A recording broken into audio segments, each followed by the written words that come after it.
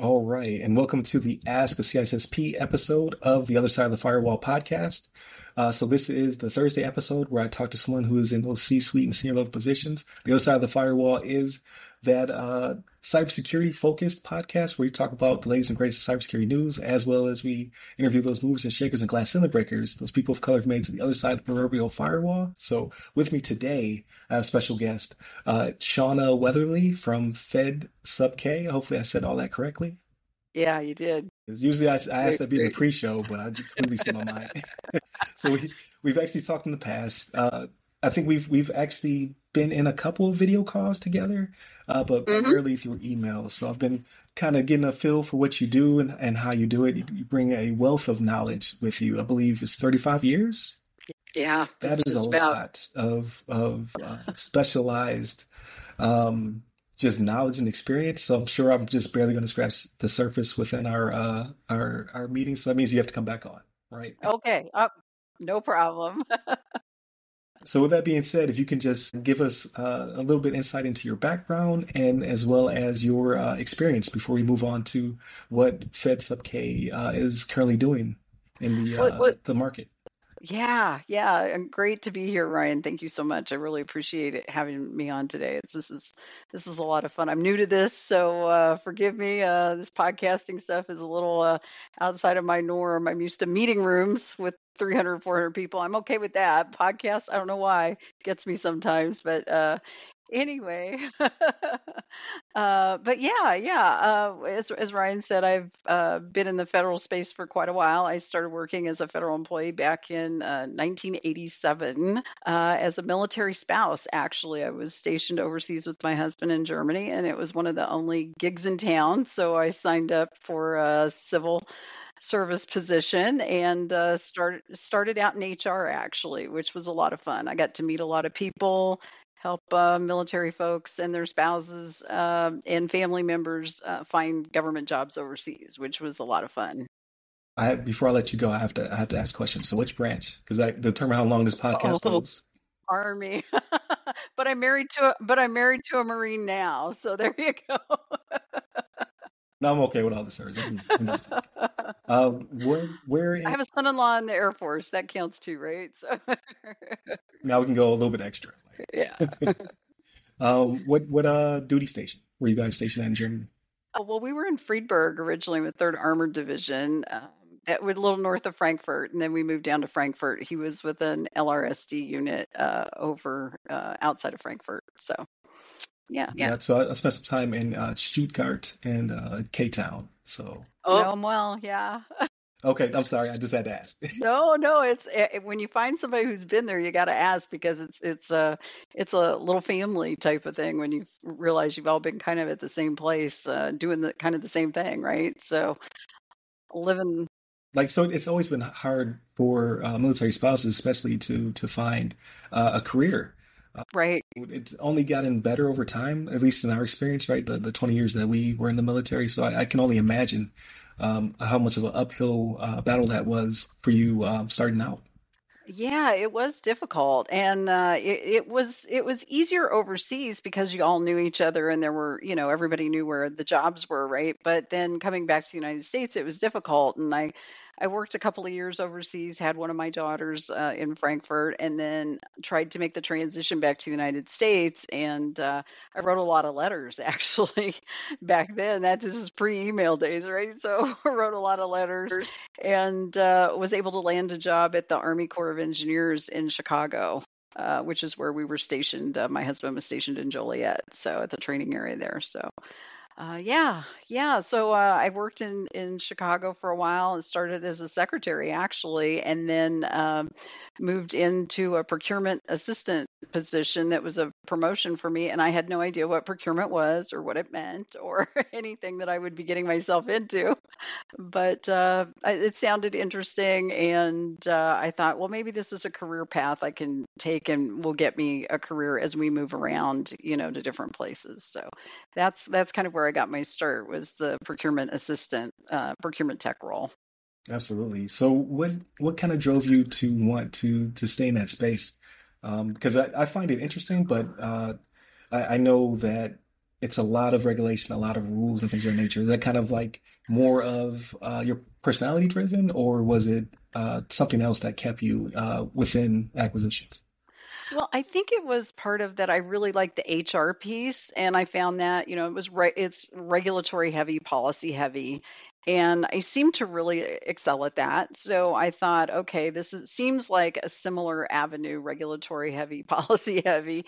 And I liked the learning aspect of it. There was training that came with it that was built into the career field for the military. So for in DoD at the time, there was a lot of training built in to be a acquisition professional. So, and this was about the time where the military members were not signing contracts anymore. They were starting to convert it to civilians, and they were giving civilians warrants and things like that to now sign contracts. So I came in around that time where that transition was happening. So it made it an even more enticing career field, looking at that and all the opportunity and the responsibility and I think the just the broad brush of everything you could get to do as an acquisition person, depending on what agency you were working with, I thought that was really appealing. And so I thought, well, if I can stick with this, if I can figure out performance and payment bonds, and I can figure out some of those things, maybe I can, work my way up the chain, which is what I actually ended up doing. No, So absolutely. And you really touch all of the career fields. So on our podcast, we mostly focus on tech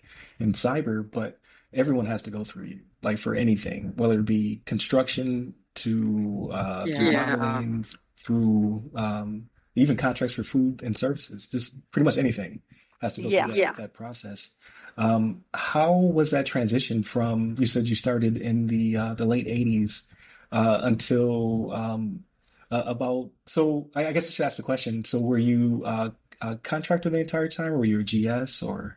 GS the whole time. You were a GS, got you. How was that? Because I know every time, like, at least on the military side, right? Every time you have a new administration or there's a Yeah. war or what have you, there's cycles, right? Things change and then things go back to the same, then things change again, hopefully for the better.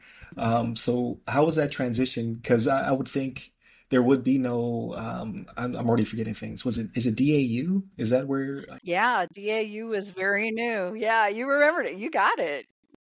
I'm very impressed. So I was a GPC card holder and a few other things, right? There you go. Okay. I've touched that too. Yeah, we'll talk about that. Sure. No, it's been quite a change over the years. I mean, I've seen, even just the technology we used in the office, we didn't have the internet when I started. It was typewriters and, just word processor type things. And it's become now, I remember when we didn't have when we actually had to ask permission to use the internet because it cost money every time, that type of thing. So, I'm aging myself here, but I've seen quite a pendulum swing in terms of, all the different cycles that you go through. Like you said, with administrations, there's always a different cycle. When I was working in DoD, then you also had the cycle of your commanding officer moving in and out of the office as well. So that's a whole cycle. I'm sure you understand with your background. Yeah.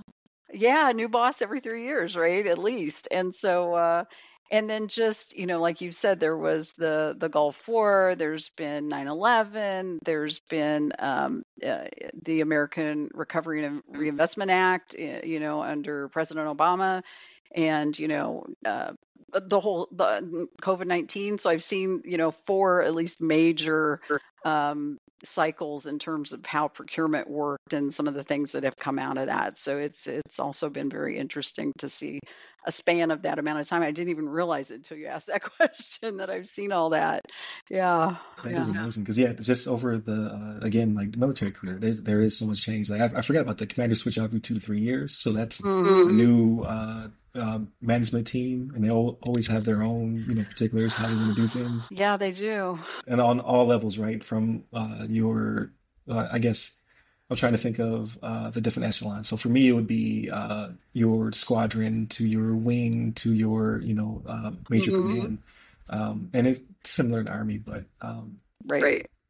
then you have on top of it congressmen and women, the president. Like there's a lot of different cycles, and like you said, depending on the climate of the world, like things change. I didn't even think about because I was in for the pandemic, but things shut down so much when I did start to acquire things, I was overseas. So then you have SOFR agreements, right? So that changes how you Right. procure equipment as well.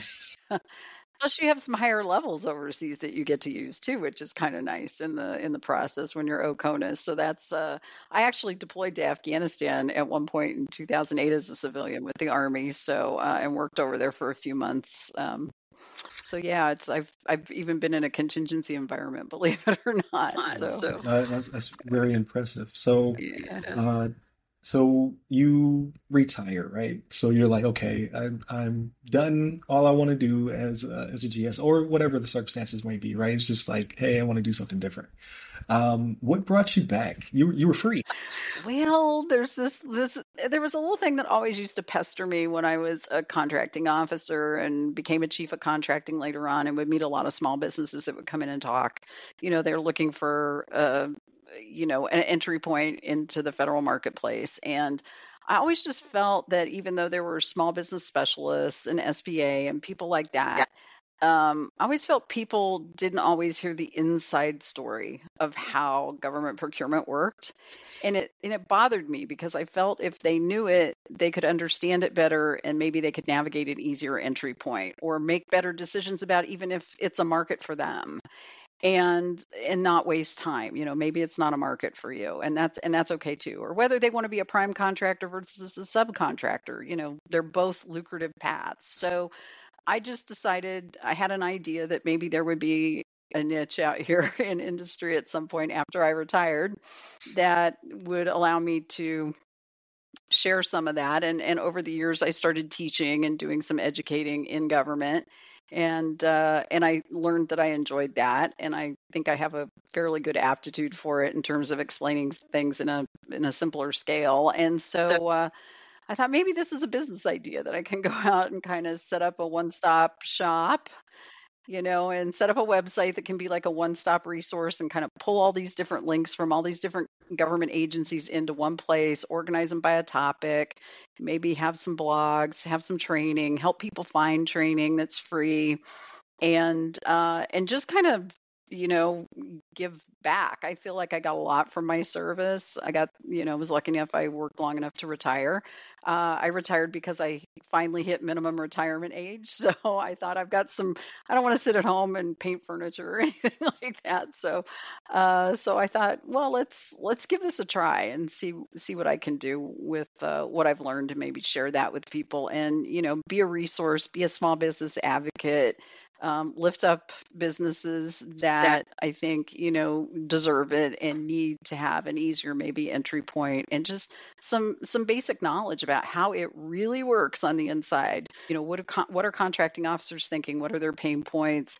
What do they want to see? What do they not want to see? And just some of those decision processes that happen that is kind of done behind a curtain if you've never seen it before. So I would say that what you're doing is very noble and definitely necessary. So when we do transition out of the military, there is a push to be an entrepreneur, right? They're like, oh, we have all these services, all these things ready for you.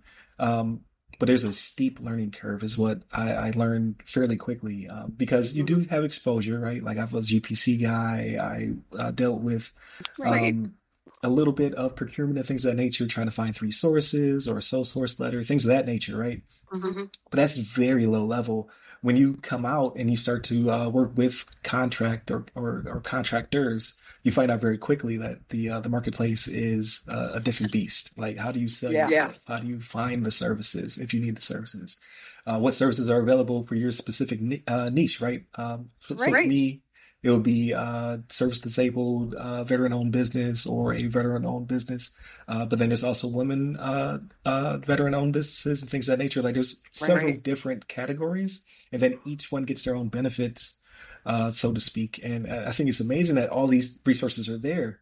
But like you said, finding all that information is not in one place. So I Right. have like 30 different tabs open. How do I do this? How do I do that? Where do I get Yeah. the training from? Right. There's not a lack of training. It's just a lack of, I would say, not really a filter, but like a anchor, so to Yeah. speak. Yeah. So when you told me to go to your site, I was like, okay, I'll click on it. And then I saw the roadmap and I was like, this is what I needed. Yeah. Because I was about to do everything wrong. Well, yeah, it's not. I mean, the thing is there's tons of information. There's tons of agencies that have, great products and great programs to help people, who are just coming in, like veterans coming into the workforce again, or small businesses who are pivoting from commercial space to federal sector. It's just finding it. And it's daunting because when people first start, it seems like this big mythical beast that you don't know how you're gonna, slay the dragon, type of thing. And it's where do you start? That's the other piece. It's like, where do I start? SBA has some really good starting resources, but that's again only one piece of the puzzle. There's okay, now that I know how to start a business, now that I know that I need to register in sam.gov, what's the next step? How do I find an agency? How do people find me? How do I market to the government? And are there strategies that are easier versus more difficult? Prime versus sub, large contracts versus government purchase cards. So there's lots of different things and ways you can navigate it, but it is just a process, and it's just learning kind of the basic steps of that process. But yeah, it's daunting, and that's the other reason I think people just need help kind of figuring out some beginning points. Like you said, you went to the website, and I came up with those 8 points, and I thought, if you start here, you're not going to miss anything important in the beginning. Certain things, right? You're just like, okay, I know I need to, file my articles of organization. I know I need to deconflict my name, things of that nature of my state, and Right. get my certificate. But then it's like, okay, what's next? So it's like, do I go with the VA, sam.gov? Do I go to the SBA? Right. How do I become, certified with these different badges that, can ultimately help me to win, so to speak, and Yeah. find, Get you set up for success. yeah, Yeah. exactly. So it's great to have someone, and being a small business, you can't necessarily, which I'm speaking as though I'm not a small business yet. I'm trying to get the podcast and any publications put under the same banner as what I'm going for, right? Yeah, yeah. It's daunting to figure those things out, and then on top It of it, is. what do I qualify, what I don't qualify for. So Right. you pointed me to your website, which is FedSubK. You gotta make sure I plug you, right? Thank you. So people know where to find you. It's almost as though I have someone on the payroll, because being a small business or trying to be a small business, you can't necessarily afford an acquisition specialist, right? Right. So you have to be all those different roles as well. So where do I find the resources to then start this journey? Yeah, and that's the other part of this is that I've worked with small business owners who would come into me in the federal government, and they'd say, "Well, I wear all the hats, right? So if you're wanting to ask about a proposal, call me. If you're not sure about where to do this, call me. If you have a problem about my SAM registration, call me." And I started realizing it's like, wow, they're doing everything. I have this huge appreciation for it. And that's the other part of FedSubK. The business I started is to kind of fill that acquisition role, like you said, because people don't have the time, don't have the money, and often it's a afterthought. If something comes up in this area, it's something that you didn't know but you need to fix fast. And so I like to be a plug and play person for people as well. If they I have standing clients who that's what I do. If they get a letter from a contracting officer and they don't know what it means, they call me and say, "Hey, can you read this letter and tell me what this really means to me?" Or I had some equipment stolen on a site and I don't know how to approach the contracting officer about that on this job. Can you help me? Or, hey, there's an RFI out here. Do you think we match up to it? And if we don't, tell me why. Just be upfront with me and pretend you're the contracting officer. So that's the type of stuff I do for people also on the side. So it's education is the part I love, but I also fill this gap for people too. Because yeah, that is a big concern is getting yourself in trouble, right? Not quite understanding the legalese when it comes to trying to be in this space, trying to provide service, Yeah. because you could not fulfill the request. So it's good to have someone like that to have your back.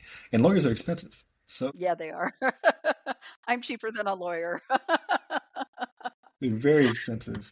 So no, so I think you found a brilliant niche, especially with your experience. So Thanks. I got to give credit where credit is due because like I would not have thought that that would have been a service that could be provided kind of a la carte, right? Like either I need you as a retainer, or I need you for specific services, or Hmm. in a consulting manner. So like you can fulfill all those roles. So like the wheels are turning. I don't have the acquisition knowledge, so Yeah.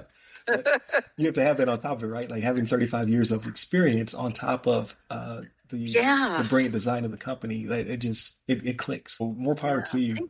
Thank you. Hopefully, I'll one day be big enough to require your services. Yeah, you will be. I deal with a lot of new entrants, so that's the thing. It's like nobody should be afraid of coming to me because I deal with the newest of the newbies, right? Is my favorite person because it's again showing people, that it's not this daunting thing that they think it is, and it's just one step at a time, following one process at a time, and learning as you go, and that's what it's all about. Got you. So I would like to kind of scale our questions, right? So people know I famously come into these things woefully underprepared because I like to have the conversation. But I can tell with just the amount of knowledge you have, I'm going to be able to ask you a question where I'm like, I know like, this is a question for a friend. It's really for me. And then here's the next step question, like what should I do once I get here? But then there's the advanced question, which I won't really know how to scale properly because I've never been there before, right? Yeah, So no problem. when it We'll comes to the figure it out. small, medium, large, right? So the question for all of us novices. So I've filled out my articles of organization, right? I've decided what my company name will be, my vision, my mission statement, all that good stuff. And I want to start to advertise. Um, how do you go about that? Is there a certain way that you like?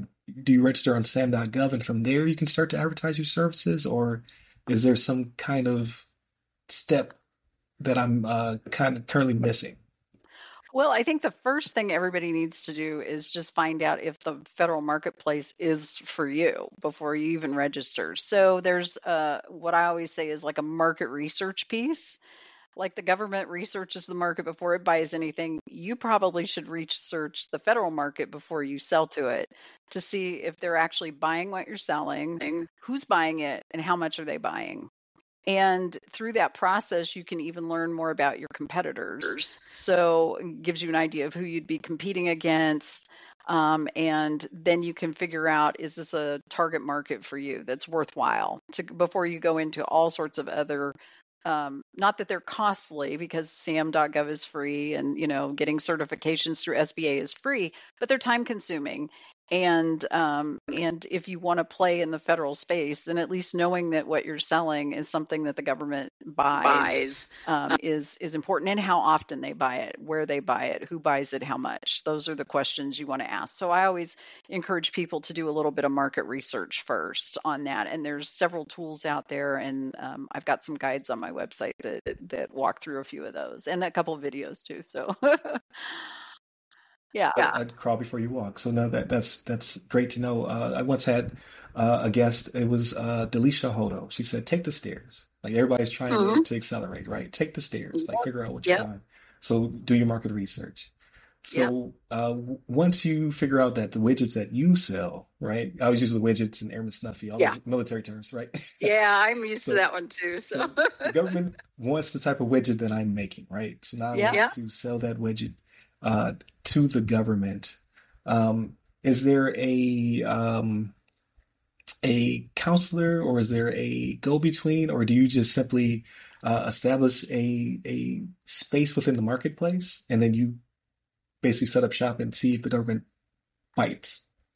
Yeah. So the first thing you have to do if you know you want to sell to the government is do that sam.gov registration. That's number one, because if you're going to be a prime contractor, meaning you go directly to the government or they come directly to you, that's your number one. They're not going to sell to you any other way unless it's a micro purchase, which you're familiar with, with that they use with a credit card.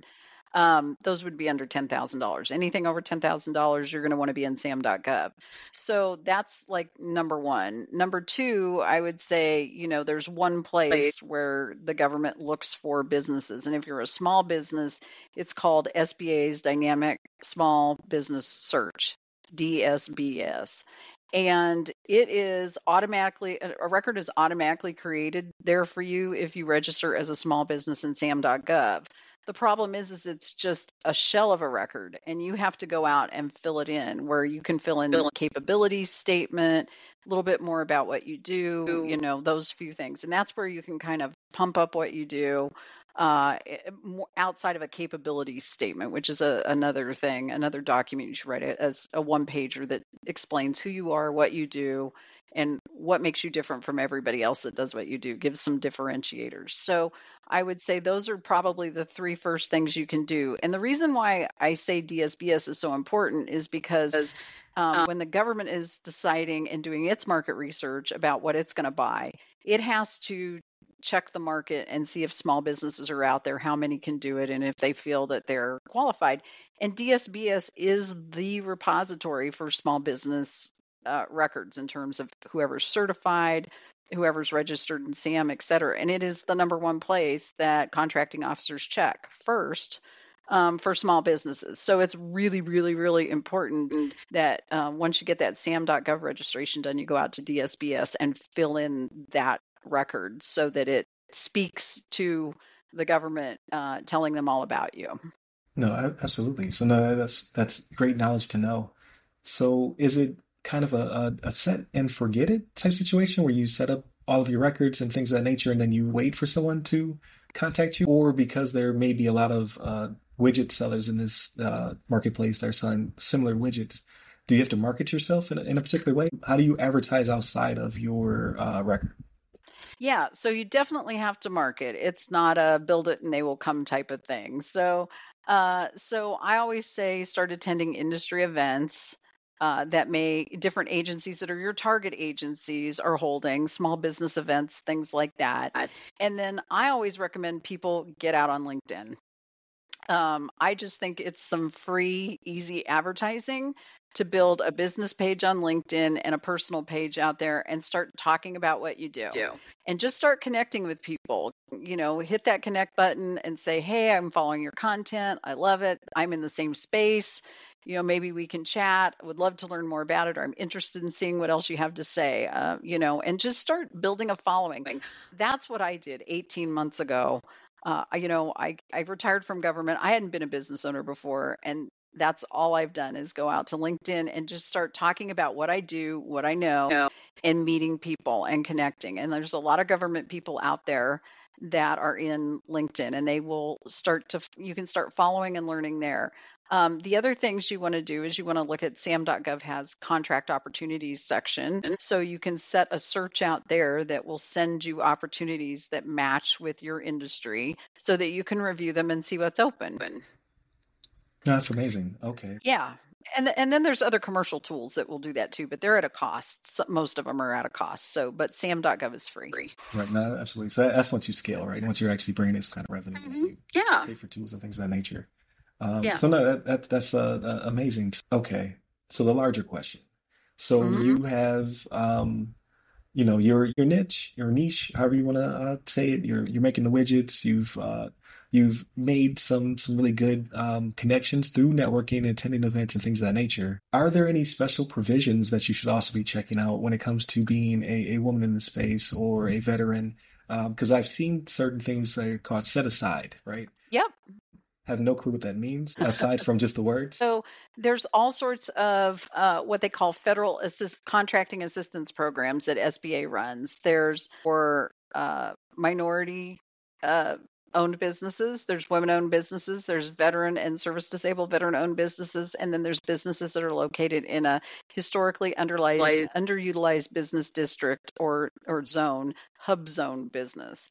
And you can check out what all those mean on SBA. You just Google federal certifications SBA and it will pop up. But what that does is if you apply for those and you receive one of those certifications, I'm an SBA certified woman-owned small business.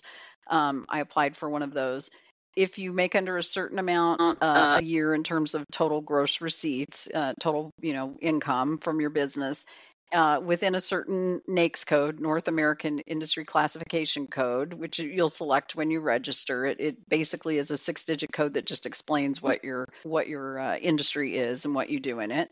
And the SBA has a size standard that they apply to that code. And if you fall under that dollar value or number of employees, then you're considered small. And then you can apply for one of these certifications if you meet one of those other criteria. For the federal assistance programs. If you get that certification, then that makes you eligible for what's called set-asides, where the government says, okay, we have a project and we've gone out to that DSBS I mentioned, and we can see that there are plenty of small businesses that can do this work. So what we're going to do is, instead of putting this out on the open market for everybody to bid on it, everybody to propose on it, we're going to set it aside for just this subset of businesses, woman-owned business, service-disabled, veteran-owned business, whatever, and only they can compete on it. Only those that are certified can compete on it. So it gives you a smaller competition pool, which gives you a greater chance of winning. So that's some of the benefits of having that certification. That's awesome.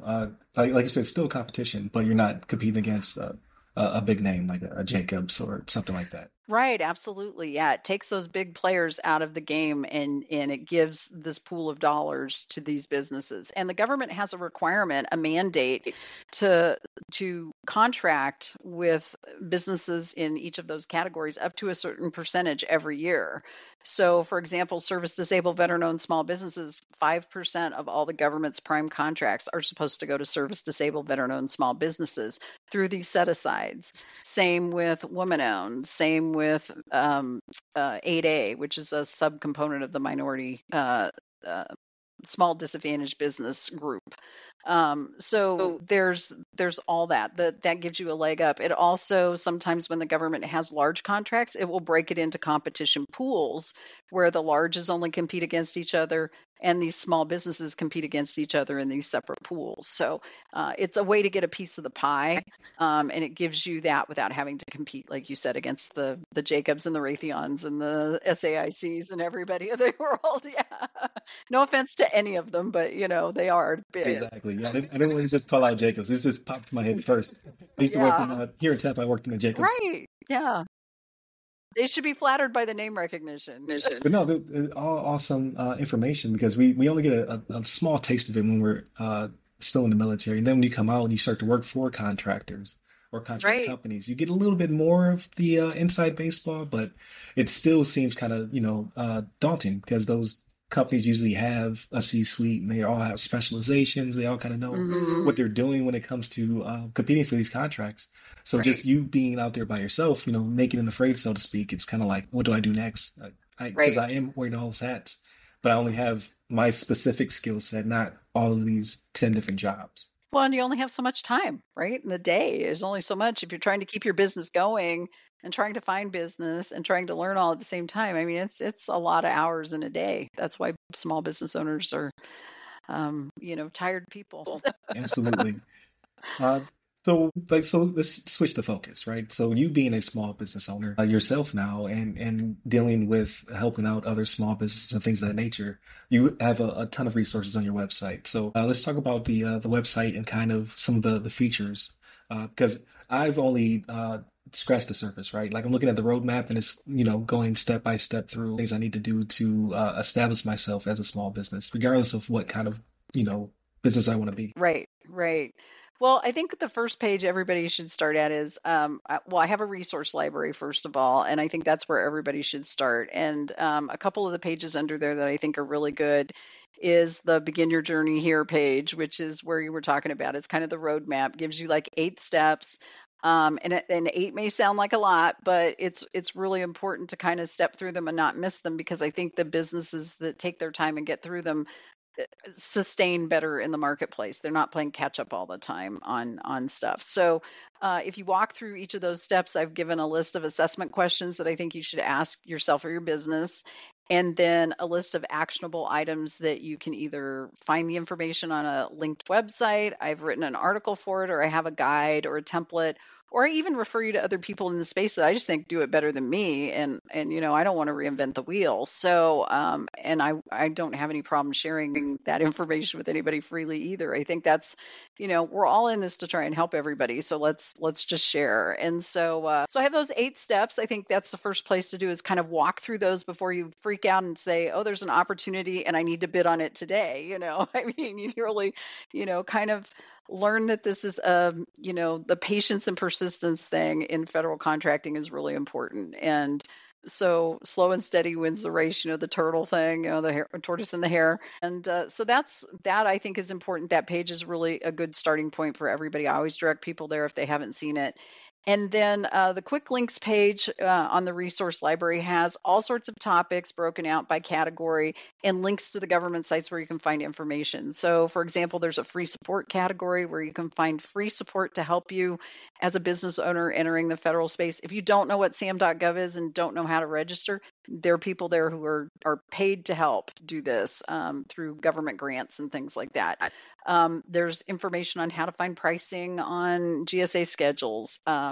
For veterans, Boots to Business, and some of those other programs that are out there to help vets transition. All sorts of things like that. How to find contract opportunities, how to find subcontract opportunities. If you don't want to be a prime, but you'd rather subcontract, there's links to that too. So it's tons of links out there. I would say over 100. Easy, but I've grouped them into categories so they're easy to find. And then 2 other areas I think are really important is I have a small business events calendar page. And what I do is I go through the SBA calendar and all the major activities calendars, and I pull out small business events that I think are worth your time as a business owner to attend. That's amazing. Yeah, and they're free. Most of them are free unless I indicate otherwise. But yeah, and I put the dates, I put links to the registration, I put the times so you can see what fits your calendar, and I do it for the current month and the coming month, so that you can plan your schedule ahead. So if you see something, and a lot of those classes will recycle every quarter or so, so you're not going to miss anything if you miss the one typically. I also try to put a link of major conferences coming up so you can plan if you want to try and attend and meet people and network that way in person. And then I just have the agency small business calendars there. So if you really want to target an agency, you can find their calendar and see what's going on with that agency. And then the last thing is I have a newsletter and a blog where I do 2 articles a month on just contracting basics. And then I also run down all the regulatory changes that impact small businesses and contracting in federal government that are upcoming and also that have just recently occurred. So people can stay on top of that too. Right. And I think that's also daunting, is because you're just like, if something changes, how do I find it? How do I figure it out? Yeah. Well, I track it for you, so you don't have to worry about it. So is there a registration process? How are people updated? So as your content changes or it's updated. Yeah, if you go out to the website, you can sign up for the newsletter. I send it out on the first weekend of every month. And then I have been starting to do monthly webinars, one a month. So I make a notification of that and I give you a heads up of what the date and the time is in the newsletter. And I always put at least 2 weeks between the beginning of the month and when I do the webinars so that you've got time to plan if you want to attend. I record it. It's also on a YouTube channel that I have, and as well as the website. There's a link on the website as well. So all that is there. And then if you want to follow me on LinkedIn, on my personal account, Shauna-Weatherly, it's I put everything out there too. So if you follow me, you won't miss it. I post probably once a day minimum on LinkedIn because there's so much going on, but you'll find it. And if you can't find it there, you can always just direct message me and I'll let you know. No, amazing. So, and I highly recommend if a person is not following you on LinkedIn, they definitely should follow you on LinkedIn, just for the updates, right? Because you do provide a lot of content. But again, it's the networking piece of it. Like you said, LinkedIn is an amazing tool to network, especially within the federal space. So for any of those veterans, minorities, or women, or any category of person who's thinking about starting to go into business or starting their own business, they should definitely be following you. And because you have a ton of resources, again, that are out there, but there's just so much space. There is. Yeah, and it can get confusing even just following me on LinkedIn. So, but I always tell people just go back to the basics and walk through those 8 steps. You get through those, then you can start thinking about, okay, should I bid on a project or not? And then I have a support network page also on the website. So when you get to that point, I don't do bid and proposal work. I don't want to be on the hamster wheel anymore of doing that stuff. But there are plenty of people who do. And so I have a bunch of people out there who provide support that I recommend, that I trust, that I've met over the last year and a half, who are really good at it. And again, I can't be everything because I'm a small business owner too, right? So yeah, I refer people out all the time, and I trust the people that I'm referring people to, and I think they're all, many of them have been in this business, in the government contracting space, in industry for over 20 years, and I would trust them. So So yeah, so you're given a lot of the keys to the kingdom, right? There's a lot of free resources. Like your page again brings it all together, especially with the roadmap and those 8 steps. And then you have the blogs, the articles, the videos. Like there's a ton of content, especially for someone who is just now getting into the space, all the way to someone who is more advanced, right? The right. next 3 to 5 years, if my empire takes off, there will still be gathering information from you. Yeah, yeah, and then there's support services when you really get into that space. I write subcontracts for small businesses so that when they're working with their own suppliers later down the road, I can help them figure out how to do that, how to be compliant when they win their first government contract. What are the compliance pieces they need to think about? And even for large businesses that are looking for subcontractors, I can help them too. So I work. The name is Federal Subcontract Solutions. That's where FedSubK came from, and so I kind of focus in that subcontracting space for services I provide, but I do a lot of ad hoc support too. So yeah, there's a lot there. You can get lost on that page for a while. You can go down the rabbit hole there for sure. I think I'm on step three. So I'm taking, I'm taking my time because I really want Not to, a bad thing. yeah, I want to get it right right out of the gate, right? I don't want to make any Yeah. mistakes Yeah, because it saves. reputation is very important, especially within this sphere. You think that there's a lot of contractors and contract companies, which there are, that's a fair amount, but it's a small community, so you don't want to, uh, make mistakes where you could have basically figured it out before you started, right? Like you said, Yeah. take your time. The slow and steady wins the race. Yeah, and I think it's important, especially for small businesses right now, because the number of small businesses in federal marketplace has dropped dramatically in the last 8 years. And it's because people become disenchanted because of the process, and I think some people come into it without, having their eyes wide open about what it really takes, or the patience, or having the ability to be patient. Sometimes you just got to make money and keep moving. I get that. But that means that the space isn't really for you yet. And so that's where I just think people, that I think that's one of the reasons the businesses have fallen off.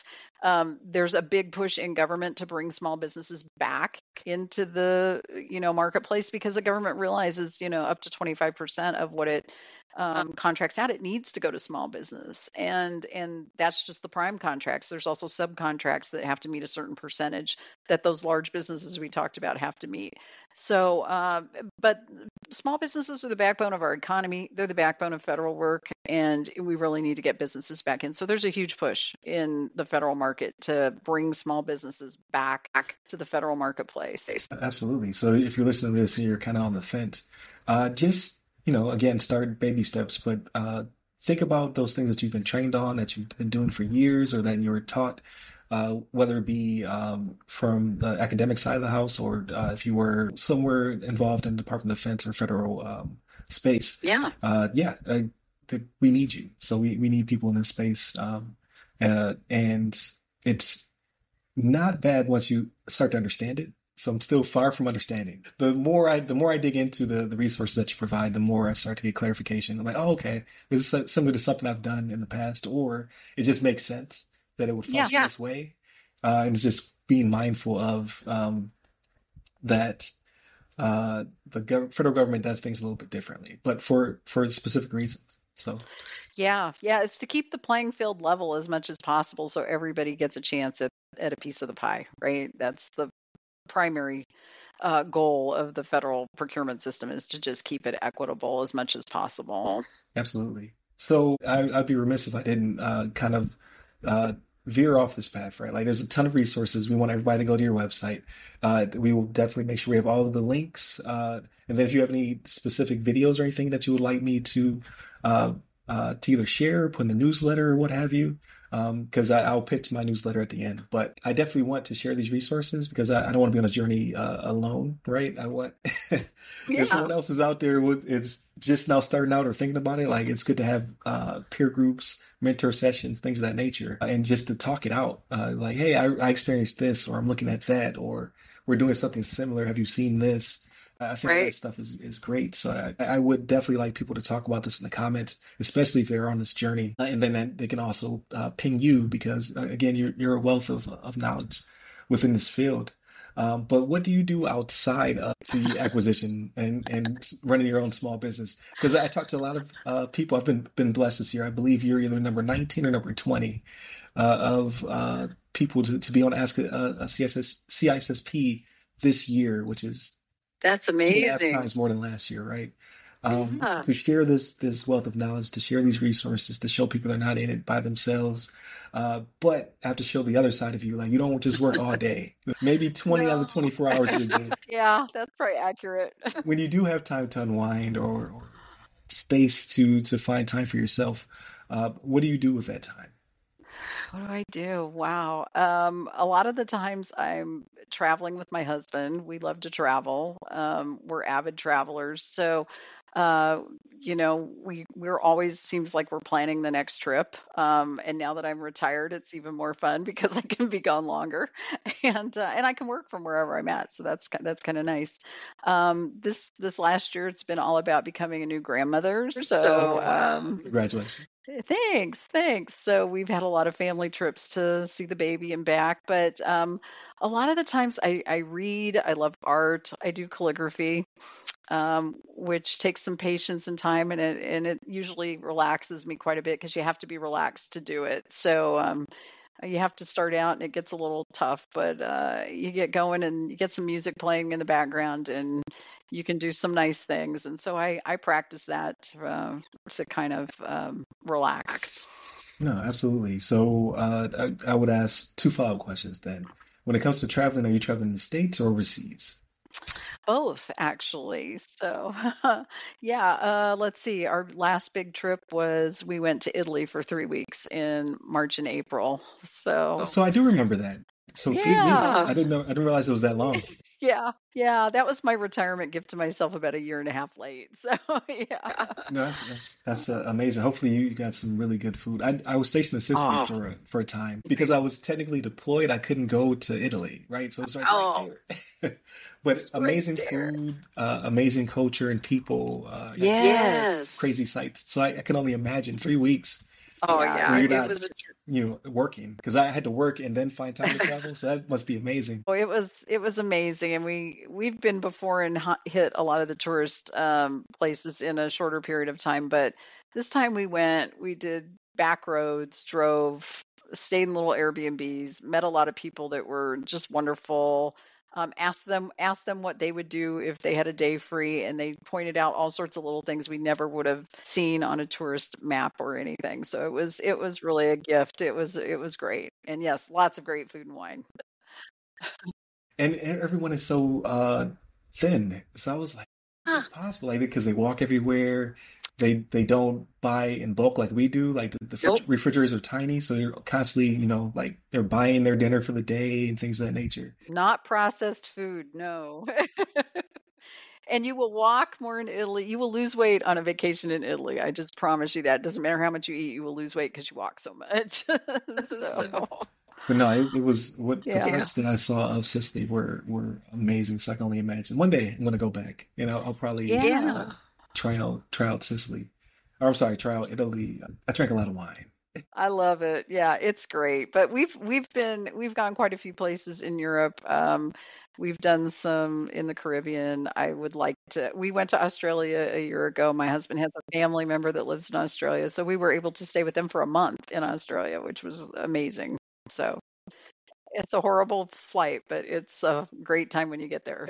So then my second follow-up question, because you said that you do calligraphy and you listen to music. So what genre? Like what are you listening to in your I like it. I like it all. I like it all. Yeah, it just depends on what's going on, but I'm kind of a Post Malone fan right now. So yeah, yeah, that's kind of my jam right now.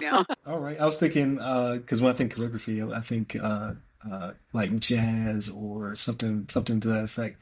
Like Andre 3000 has a jazz album, so it Oh my gosh, are you kidding me? I've got to check that out.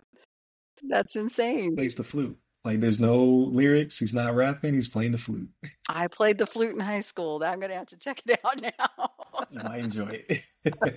It's definitely acquired taste, but I Yeah, liked it. I call it spa music. Like if you want to there just you go. sit out and relax, then his album's pretty good. Yeah, I like guitar music too, guitar and piano sometimes too for that. But yeah, I'm gonna have to check that out.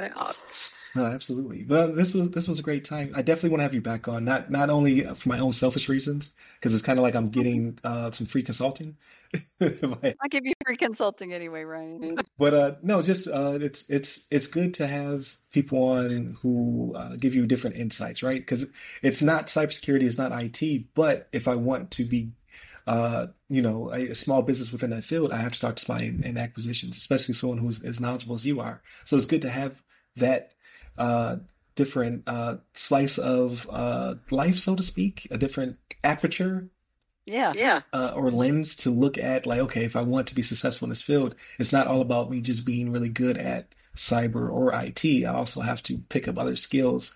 yeah, Especially if I'm in the federal space, I have to understand how the acquisition process works. Uh, absolutely. Yeah, because performance is only one half of it when it comes to federal acquisition, right? The other half is staying compliant with the federal rules and doing the reporting you have to do and keeping your contract up to date, depending on what your contract is. So that performance is just as important as the performance you give the customer in terms of what you're trying to sell. So I always try to tell people that it's and that's what makes it a little daunting. But that's okay too because you can learn a lot about it and you can choose what role you want to have. Do you want to subcontract, prime contract, maybe do these micro purchases that are smaller and a more bite-sized piece of work? There's lucrative paths in all of it and successful paths in all of it. no, absolutely. So thank you very much for your time. I think, if nothing else, we've pretty much touched on definitely the taking your time, right? Like go to the site. So go to the FedSubK. That is not veiled marketing. I'm not getting paid for this. I'm actually going through this process. So go to the website. I've been through it myself, so I know too. I've done the registrations, I've done the certification, I've done it too. Yeah, I've lived it. Start your journey. Start going down the roadmap, and then just take your time getting there and figuring out how it all works. And then again, you have a ton of resources. I really enjoy the website. You have the articles, the blog, the videos. Thank you. Like you're doing a lot of great multimedia stuff, newsletter. So I'm using some of that as examples for how to better generate my content and then make it palatable to people in my space. So definitely check out the website. Go to FedSubK. Definitely follow Shauna Weatherly on LinkedIn. Send her a message if you want to connect to things of that nature. And then just start to build your network. Again, like LinkedIn is a great tool, especially when you're starting out. And then I did not know that you had the calendar for events. So to meet people virtually and in person can do nothing harmful to building your network, right? Like Right. shaking hands, meeting people. It keeps your face and your name in their mind for when it's time to make those purchases and things of that nature. So networking goes a long way. Yes. So definitely take advantage of all the resources that Shauna's providing, and yeah, start your business. Yeah, go for it. But thank you again for your time. I think this was an amazing episode, so I cannot wait to post it and get people's opinions, and hopefully start to build a network of people who are also in this competitive space, right? Because, like you said, it's not all about the competition. It really is about helping each other out, and the government needs us. So there's plenty of space within the federal space, so to speak. Yeah.